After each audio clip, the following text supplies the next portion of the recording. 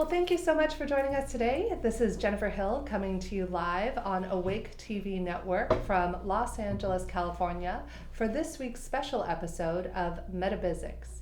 Today I have with us on the show Dr. Deepak Chopra, as well as Dr. Don Hoffman. Dr. Don Hoffman is a professor at University of California, Irvine, and just published one of many things that he's published, but a wonderful book that we're going to be talking about today called A Case Against Reality.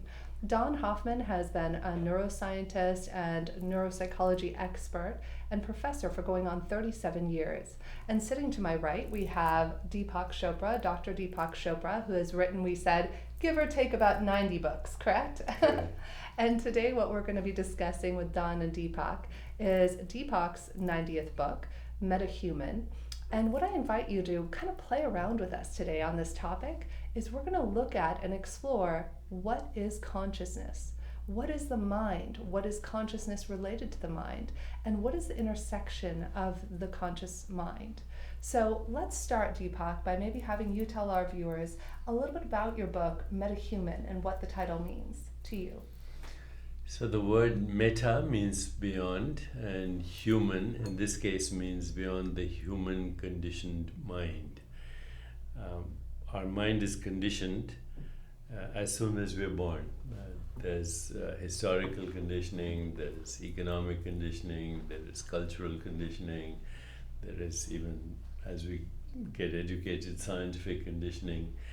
And what I'm saying in the book Metahuman is reality cannot be accessed through the conditioned mind. You have to transcend the conditioned mind to what wisdom traditions call pure consciousness. Pure consciousness before consciousness has modified itself into any experience, whether it's a sensation or a perception or a feeling or a thought. That's all we experience, by the way. We experience perceptions, sensations, images, feelings, and thoughts. The rest is a human story, whether it's a theological story or a scientific story or a religious story. It's a human story. In other words, the word coffee cup is a human construct for a visual experience, which is color and shape and form, for a tactile experience, which is sensation, for an olfactory experience, which we call fragrance, or a gustatory experience, which we call flavor. You put them all together and you say that's a coffee cup. If you understand how that coffee cup is experienced, then you understand actually the nature of the whole universe, because you experience this coffee cup, this hand, that television screen, that object which I call Jennifer, and the Milky Way galaxy exactly in the same way. Consciousness modifies itself, gives you a perceptual experience, and within a certain range of perceptual activities, and we call it the physical world, the physical body, which is a convenient construct, by the way, because it allows, once you have that physicalist worldview, it allows you to do science. Matter is a human construct for a human perceptual activity in human consciousness, using a human brain, which is also a perceptual experience in human consciousness. Well, I hope everybody out there who's tuning in has been following along, because I know I'm going to have to hit rewind and re-listen to that just to ask Deepak my next question. So while I ruminate on that, I'm going to throw it over to Dr. Don Hoffman, Professor Hoffman. If you could tell us a little bit about your book title, A Case Against Reality, and then we can have a little bit of fun playing with the intersection of your book and Deepak's book. So most of us think that our senses tell us the truth. If I see the moon, that's because there really is a moon, and the moon would continue to exist even if no creature perceived it. So we think that most of what we see is an objective reality. Space and time and trees and moons and cars and tables. And most of us, if we were pushed, might say, why do we see the truth? Why do we see an objective reality? They might say, well, it's because it makes us more fit. We're more likely to survive. If we see the truth, we would survive, and we'd be more likely to pass on our genes which code for seeing the truth. And that's what most of my colleagues in the neurosciences and in evolution would say, is that those of us who see the world more accurately are more likely to survive and pass on our genes for those accurate perceptions. And so I and my colleagues, my graduate students, Justin Mark and Brian Marion, and then my professional colleagues as well at Chetan Prakash looked at this. And what we eventually discovered was a theorem that says organisms that see reality as it is are never more fit than organisms that see none of objective reality and are just tuned to the fitness payoffs. In brief, seeing the truth will make you extinct. And that's what evolution would do. And so that forces us to rethink. So here, what we're doing is we're looking at just the implications of one of science's best confirmed theories, the theory of evolution by natural selection. And we're saying that that theory, when you take it seriously, using what's called evolutionary game theory, it entails that our perceptions of space-time and matter and the moon and so forth are wrong. Not just that we get this shape a little bit wrong or that color a little bit off. It's that the very language of objects in space and time could not possibly frame a true description of objective reality, whatever it might be. So that's a stunning result. And one metaphor that I describe in the book, and there's a couple to help because this seems so counterintuitive, but one metaphor is, I would say, virtual reality. So if you are playing a virtual reality game, say like virtual tennis, and you put on your headset and bodysuit and you see the avatar of your friend across the court, and you see a green tennis ball and the tennis rackets, you see the tennis ball whenever you look, but the tennis ball is not an objective reality. The tennis ball is just something that you create when you look. And your friend and you can talk about the tennis ball that you're hitting back and forth, but it's not an objective reality. It's a subjective construct that you both agree about. And so because you agree, you can play tennis. And so that's at top level, sort of the idea here. It's not that hard of an idea. Anybody who's played virtual reality knows that we can be immersed in worlds that feel very real, but in fact are just the creations of our minds. The reality in that metaphor would be some supercomputer. So I think this is a very important statement that you made, and in order to explore it a little further, Jennifer, we have to ask Don, what does he mean when he says you have to look? Who's the you, or what is the you Great that question. is? Sure. So there's two aspects to that question that I would like to talk about. The first is, how does that idea that you just raised relate to the evolutionary theorem that I talked about? And there, it turns out that when you use evolutionary game theory, you don't actually talk about persons or even animals. You're talking about strategies. So when you talk evolutionary game theory, you sort of circumvent the whole issue of the self and so forth. You just ask about abstract strategies. And so what we did was we studied the strategy of seeing reality as it is versus a strategy of not seeing reality and seeing something related to just the fitness payoffs. So there the theorem isn't affected by this issue at all. But now that we have the theorem, it's quite interesting. What this is suggesting to us is that everything that we see inside of space and time is just an icon, a construct, as you're saying, including my body, including my psychology, and including my very notion of myself. And so from a scientific point of view, and we can talk about the interaction of science and spirituality on this, but from the scientist's point of view, it then leads to a very interesting question of what is the nature of the objective reality, if there is one? First, is there one? And second, what is, as scientists, we want a mathematically precise one.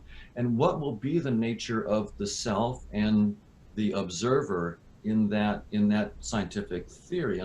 And we can have a dialogue as well about how well science can do on this. I mean, one could argue that these notions transcend what any human concepts might be able to grasp. But what, as a scientist, what I'm trying to do is to get a mathematically precise theory of the observation process, and then to use that theory to come up with a model of the observer, the self, and how the human body comes up as an icon in that interface. And we can explore that. What you're saying, though, is that the very activity of seeing creates the so-called object as a reification of the range of our perceptual activities. The very act of seeing creates the scenery, whether it's the body or the mind or the Milky Way galaxy. Well, we'll even go a step further. I do want to touch on this, Don, because I know you talk about this in your TED Talk, is you give the example of a red tomato, and you say whether we're talking about a coffee cup or a red tomato, that it exists right now. Deepak and I are sitting here, we're holding our respective coffee cups, and then we shut our eyes. And so I might be able to feel or touch something that maybe we can all agree on that in our interface it is a coffee cup, but is that thing even still there? And is that thing coffee cup when my eyes are shut? I would say the coffee cup is a human name for this experience in which the body, mind, and the coffee cup and everything else is entangled as qualia, qualia, or qualities of experience. So I know physicists and mathematicians talk about quantum entanglement, but I think the deeper experience is qualia entanglement, which gives us the experience of mind, body, universe all at the same time in a non-local awareness. But what Don is saying, you don't even have to talk about who or what is having the experience. All he's saying is if you follow evolutionary game theory, you immediately, it becomes obvious that perceptual activity doesn't give us access to truth, which is of course true. My senses tell me that the earth is flat. Nobody believes that anymore. My senses tell me that the ground I'm sitting on is stationary. I know it's spinning at dizzying speeds and hurtling through space at thousands of miles an hour. My senses tell me this is solid, and I know it's proportionately as void as intergalactic space. So what is reality? And I think Don is saying it's a matrix of conscious agents that we experience or interpret as the physical world. So Don, talk to us a little bit about conscious realism. Right, and I'll just say one thing about our experiences of physical objects, and then talk about conscious realism, and that is that there's a scientific discipline that studied conscious experiences in human subjects since 1860. It's called psychophysics, and they're psychophysicists, and this is one of the fields that I've studied quite a bit. We do experiments to study human conscious experiences, and we write down scientific models. And one thing that we've discovered is that there is a mathematical structure to every single human experience.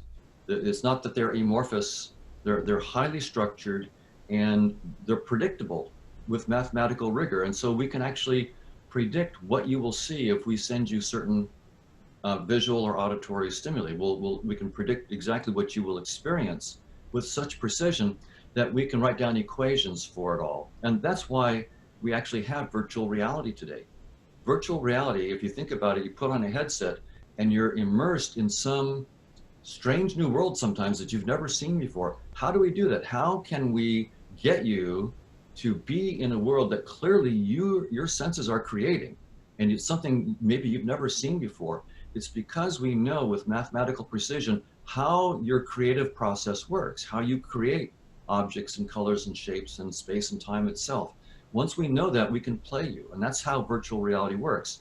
So there's this one side of things where, yes, you're creating everything that you see, and yet there's a lot of science there. We can really write down with mathematical precision how you do it, and then we can play you. May I ask Don a couple of questions? Yeah, please. This is about you guys. I want to know what your conversation entails. Since you mentioned the virtual reality headset, would you say that the body-mind itself is the headset for us, right? That this this is the instrument, which is also a modified form of the same reality, but nevertheless, the eyes are the activity of seeing, and the hearing apparatus is the activity of hearing. It's the activity in consciousness that is producing the virtual reality headset, which we call the body mind, which is a unified experience with what we call the world.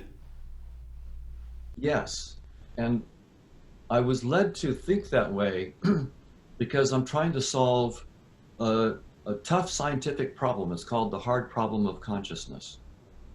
There we have, in neuroscience, hundreds of correlations between brain activity and conscious experiences, like between area V4 of the brain and your experience of color, area V5 of the brain and your experience of motion, the temporal parietal junction and your experience of being in your body. If we inhibit your temporal parietal junction, you lose the experience of being in your body and you have an out-of-body experience. We have hundreds of correlations like that. And if we cannot start with an objective physical reality, including brains and neurons, that's what evolution by natural selection is telling us, and we're trying to solve this hard problem of consciousness, then my attitude was, well, let me try going from the other direction. Instead of starting with physical objects like neurons and trying to boot up consciousness, let me try to come up with a mathematically rigorous theory of consciousness. And we know that we can do that partly because of the psychophysics that I mentioned. It is a mathematically precise area.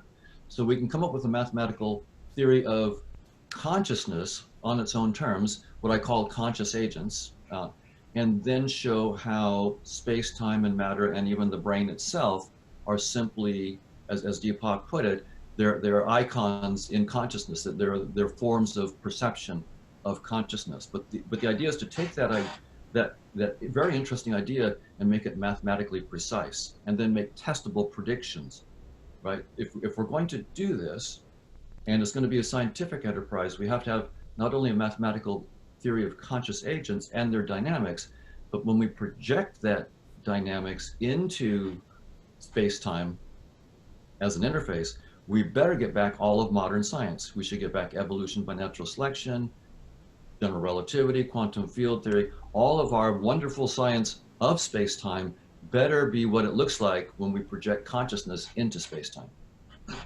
But let's pause for a minute, because I know both of you, we've discussed whether time-space does even exist, and whether foundationally a lot of physicists, I believe you mentioned this, Don, in your book, that space-time is beginning to be questioned and has already been questioned. So if space-time is the foundation for which we're having the discussion, how do we continue this discussion?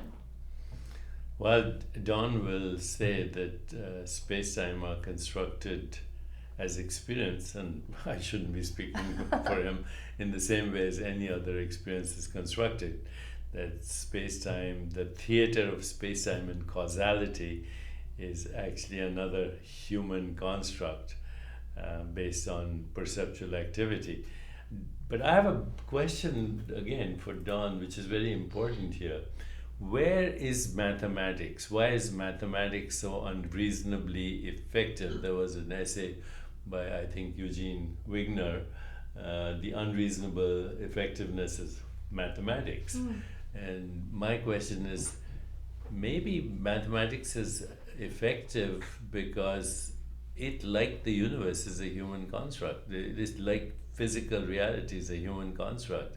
After all, equations exist in consciousness, and why are they so effective in describing reality? And then, of course, Don will tell you there are equations that are true but cannot be proved, and he's gone even beyond that. He's gone beyond what we call Gödel's theorem, and let him explain it. Why is mathematics so effective? Right, it's a very deep question. It's one of the deepest. And the first thing I should point out is that the theorem that we have that says that evolution by natural selection will drive true sensory perceptions to extinction. that theorem only applies to sensory perceptions. It does not apply to mathematics and logic. So our theorem is not saying that all human cognitive capacities are unreliable. It does not say that. It says our senses are not shaped by natural selection to show reality as it is. That's what it says. Can you hold it right there, John? Because mathematics includes concepts like zero and infinity, which I can't perceptually experience. That's one aspect of it, absolutely. And another aspect, just from the structure of evolutionary theory, is that what evolution will shape you to do is to perceive fitness payoffs and to act properly on fitness payoffs. So a creature that understands or acts such that they know that 2 bites of an apple give you roughly twice the fitness payoffs of 1 bite of an apple is going to be better off than a creature who acts as though 2 bites give you less fitness payoffs. In other words, there'll be some selection pressures at some modest facility with math and logic. I'm not claiming evolution is going to make us all mathematical geniuses. I'm just saying that the selection pressures are not uniformly against some prowess with math and logic. And every once in a while, the genes come together and you get a David Hilbert or a John von Neumann, or a Kurt Gödel, some genius. But most of the rest of us have trouble, balancing our checkbooks. So the evolutionary theory allows mathematics and logic to escape the conclusion that I have for the senses. But your question goes even deeper, Deepak, and that is mathematics just a human construct, or is it giving us some deeper insight into the nature of objective reality? And I don't know the answer to that question. I'm on the fence, but I'm playing with the idea that it may be part of an objective reality in the following sense. The amount of mathematics that humans understand is provably trivial compared to the amount of mathematics that in principle we know could exist based on Gödel's theorem. Gödel's theorem, as you pointed out, is telling us that there's endless exploration of structure in mathematics. And I'm wondering if that might be what consciousness is about. If consciousness is not amorphic, it's structured. And maybe what consciousness is about it's what I would call the kid in the candy store theory of consciousness and what it's for. There's endless variety of conscious experiences and conscious nature to explore because there's endless variety of mathematical structure, which is what Gödel has told us. And maybe that's what it's about. Gödel has told us this will never end. In principle, it can never end because it's a boundless exploration. So Gödel's theorem allows us to be disruptively creative in a sense, right? Well, yes, and I think to your point, Deepak, what you really are emphasizing in your book is that consciousness gives us the capacity to connect to infinity when it comes to choice, because that's where creativity is birthed from. That's where ideas and mathematical theorems and even scientific theorems come from, is this ability to connect to something beyond the reactionary, from your point, Don, stimulus reaction, stimulus response. Well, in Eastern wisdom traditions, there is this concept of pure consciousness. So, since I've spoken of it before, let me tell you how it's described, because we need to know what we mean by the word pure consciousness. So, Don, the way, and Jennifer, the way pure consciousness is described in Eastern wisdom traditions is, number one, it's a probability field. It's a field of all possibilities. Mm-hmm. Number two, it is unpredictable. Number three, it is infinitely correlative. So we would call that non-local correlation, that everything is entangled with everything else. Number four, because it's unpredictable, it's infinitely creative. And number five, it's the source of attention and intention. And if we stick with these 5 principles possibility field, unpredictable, qualia entanglement, creativity, and source of attention and intention, then in fact we can solve the hard problem of consciousness. What's a thought? It's a modified form of consciousness. What's a sensation? A modified activity of consciousness. What's a perception? Same thing. In other words, there's nothing else. Consciousness is modifying itself into all observers, all modes of observation, and all phenomena observed, all within itself. And that leads to some very practical implications, which first of all is that creativity is always disruptive. Creativity is like Gödel's theorem, that you come up with something that you can't prove in the beginning, but if you take your fundamental assumption to be true, then it leads to endless possibilities. Maybe I'm exaggerating the metaphor. I'd ask Don to comment. Well, I thought that was spot on, Deepak. And I like the features of consciousness that you were talking about. Those I think are very, very central features of consciousness. And this is again where I think science and spirituality can interact. Spiritual traditions have led to the kinds of insights that Deepak is talking about in terms of the nature of consciousness. And what we can do from the scientific side is to try to take those pearls, those insights, and turn them into mathematical structures. And that's what I'm trying to do with the theory of conscious agents, is trying to actually capture what Deepak is saying there with as simple a mathematical structure as I can. And so this is where science and spirituality can profitably interact and help each other. The insights that the spiritual traditions have been studying for thousands of years can be turned into science. And if you do that, I think we'll have a more complete science and a more complete spirituality, both. Yeah, I think that what happened over the last several millennia is that accidentally spirituality and science became accidental adversaries. That's right. Because each one are like two people having an argument, not willing to see the other person's side. And what I love about the intersection of your work, Deepak, and Don's work is that you're actually looking for a way to unify the field rather than to create more separation. And I think that's what's missing in consciousness, whether we're perceiving it from a spiritual or a scientific thing. I think that what's missing is a unified field of how can we see the oneness rather than the separation of it. And I would love both of your thoughts on, for anybody out there, who might not have read Metahuman or A Case Against Reality, how can this be applied in the real world? It's a lot of fun to sit here in a studio and have these existential philosophical debates about consciousness and where it comes from and what it means for us as human beings. But let's say somebody out there is sitting there right now. They just lost their job or they're going through a divorce.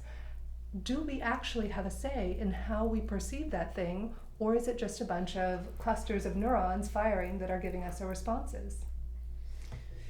Again, in spiritual traditions, everything has to be ultimately practical. And in the Eastern wisdom traditions, if you go to the Zen traditions and the Buddhist traditions and Vedanta, they say human beings suffer for 5 reasons. We're not talking about the suffering of other species that also suffer. If you inflict pain to an animal, it will suffer.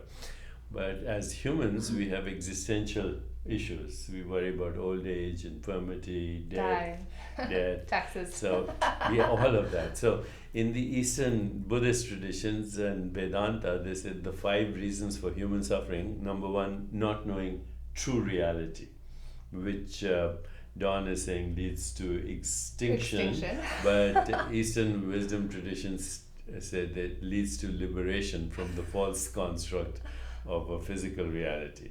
So that's number 1 cause of human suffering, not knowing ultimate truth. Okay. Number 2 is grasping and clinging at experience, which is essentially ungraspable. Every perceptual activity is a snapshot.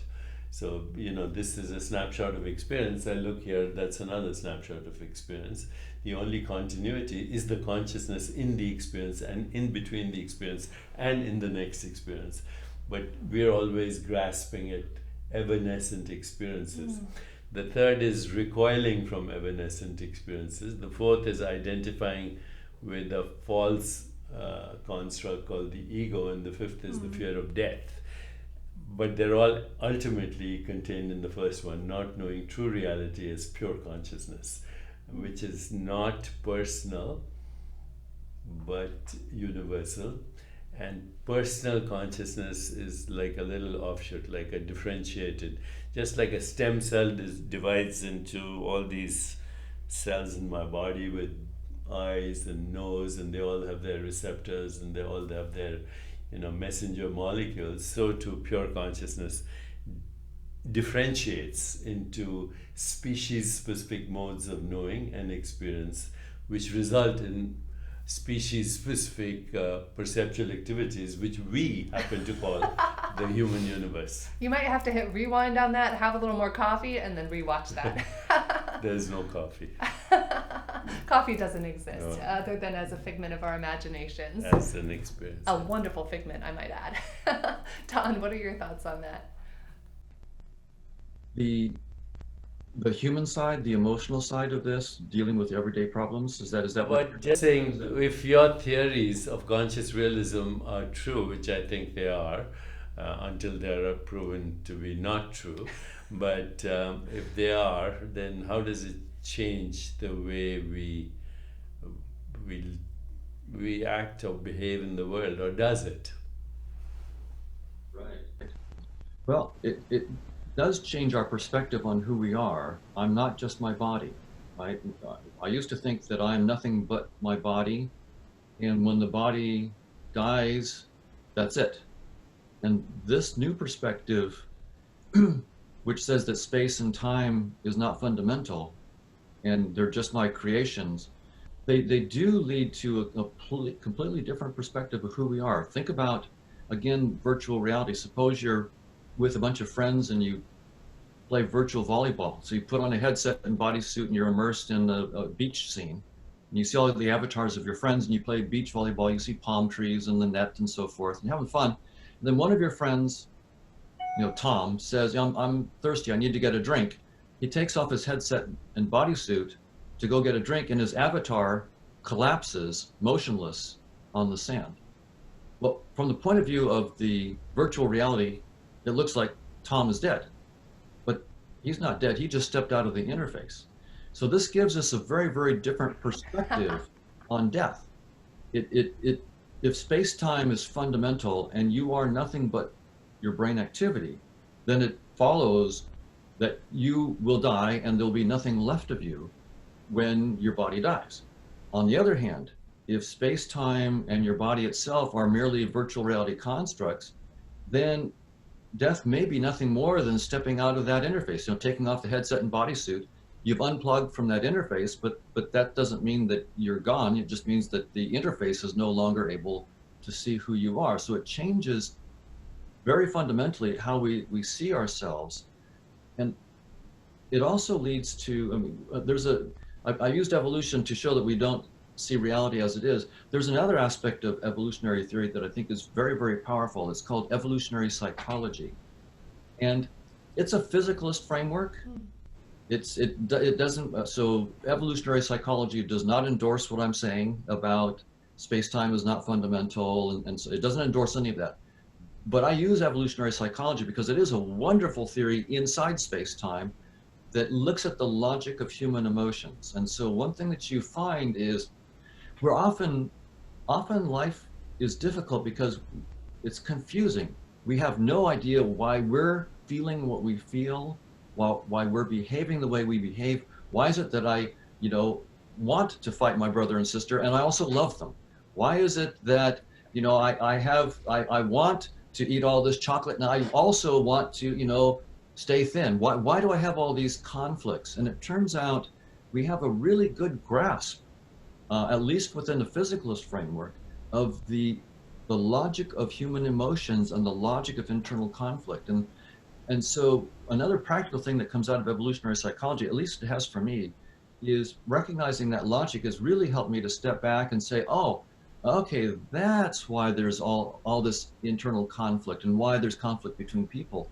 it also gives us a tool, and in this case, I would recommend something by a book by Steven Pinker, The Better Angels of Our Nature, his book, where he points this out, and he says, once we understand the logic of human psychology, we can actually set up social and political systems where we bring out the better angels of our nature.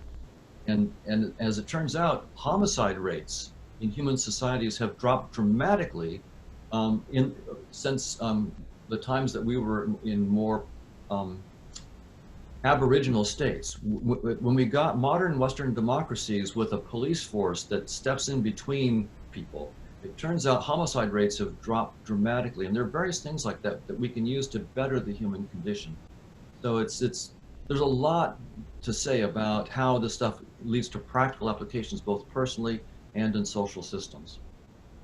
Don, what you said just now about conscious agents not being in space-time, you implied that anyway because space-time causality appear as experiences in consciousness.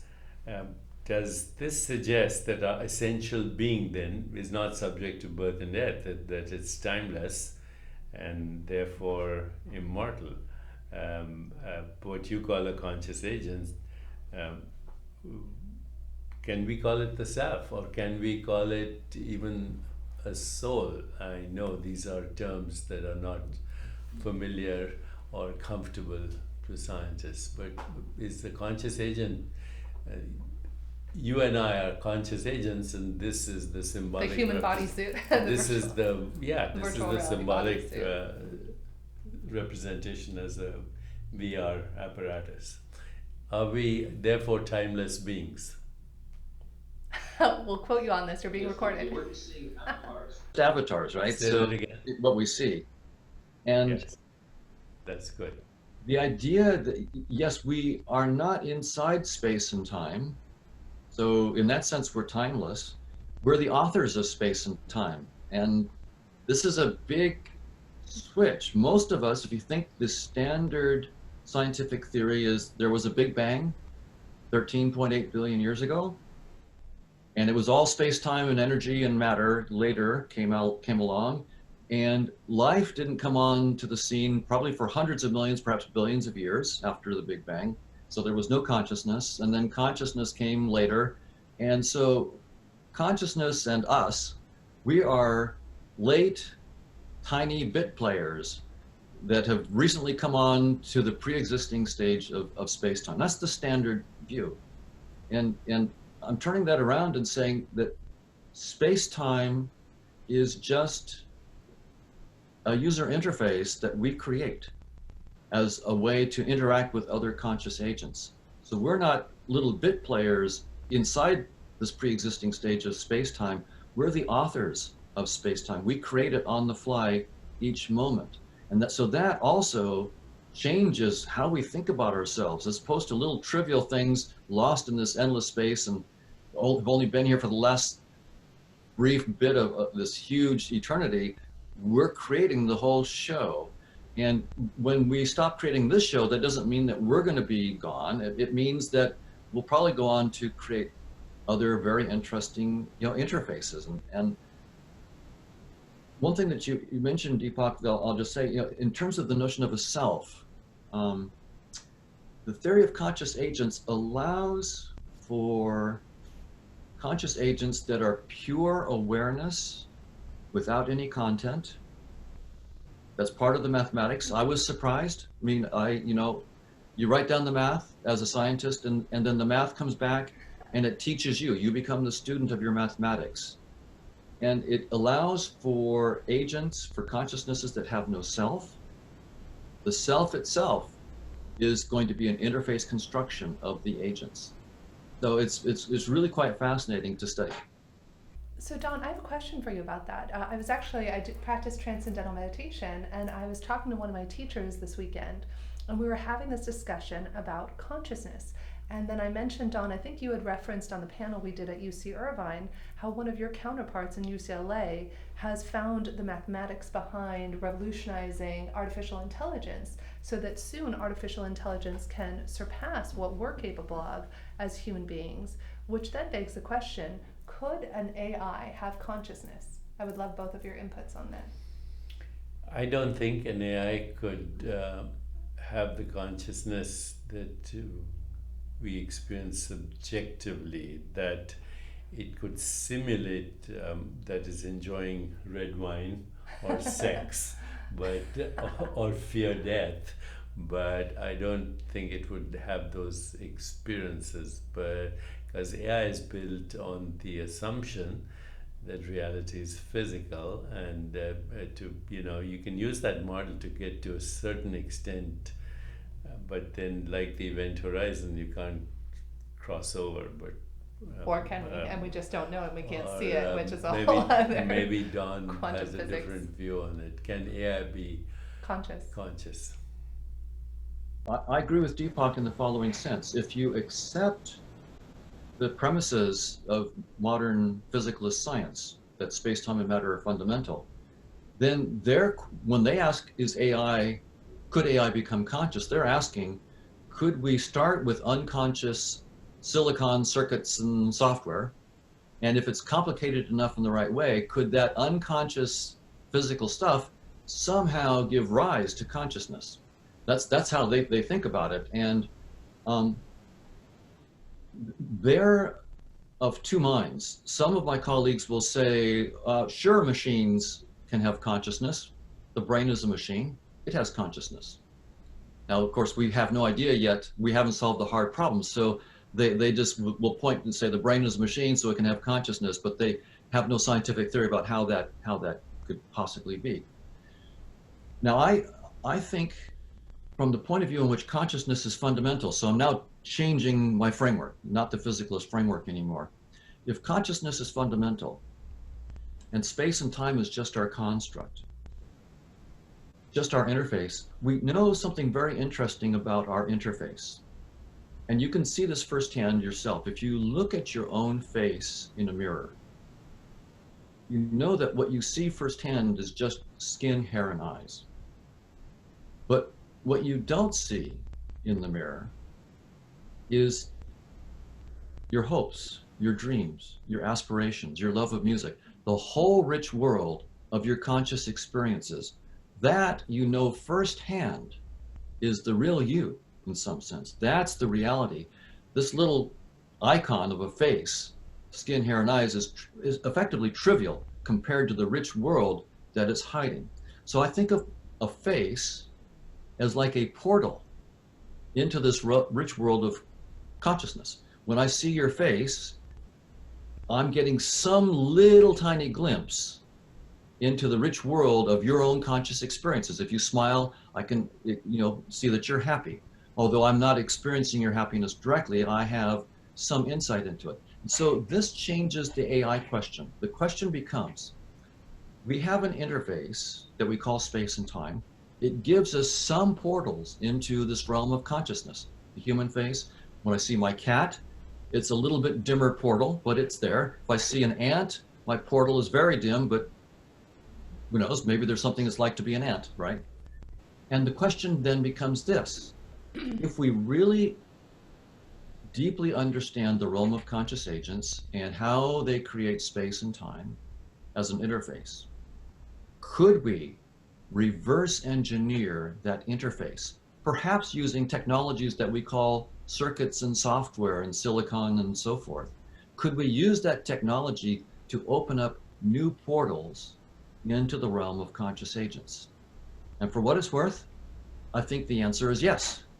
And I think it's a very, very stunningly powerful technology.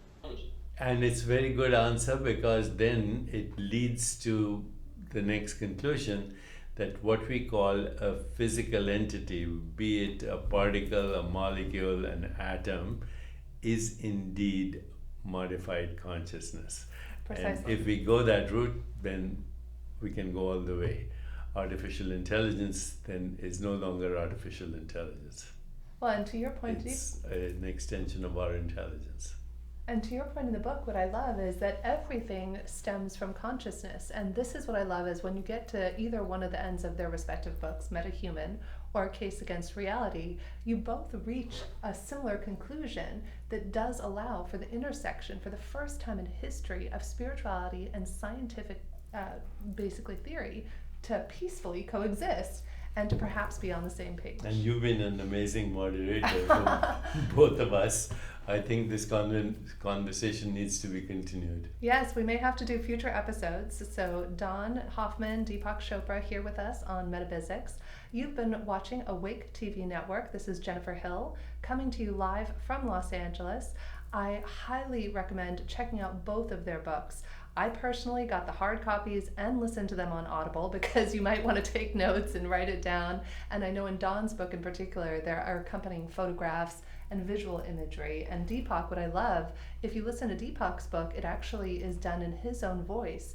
And he takes you through a series of a month worth of exercises to help you, to Deepak's point, become metahuman and awaken. And it's just been such a joy to have both of you on the show. I think tell our viewers where they can find your books or any upcoming information about you. They can go to deepakchopra.com. Books are everywhere. Perfect. And we'll include this in the link. And Don, where can people find Case Against Reality or any further information on some of the recent papers that you've been writing or what you've been up to? It's available on Amazon or Apple Books, so it's very easy to get it there. And if you want to find out, more about my papers, all of my papers are listed in my Vita. So if you Google Don Hoffman, my homepage comes up, and there's a link to my Vita, and basically all of my papers and books and podcasts and videos are linked there with links to many free online sources on them. So you can, if you want to dive into the mathematics, it's there. I mean, fabulous. And there's so much to continue on this conversation. We might have to have you guys on my other show called Get Yourself the Job and explore how can we bring consciousness and awareness to our job search.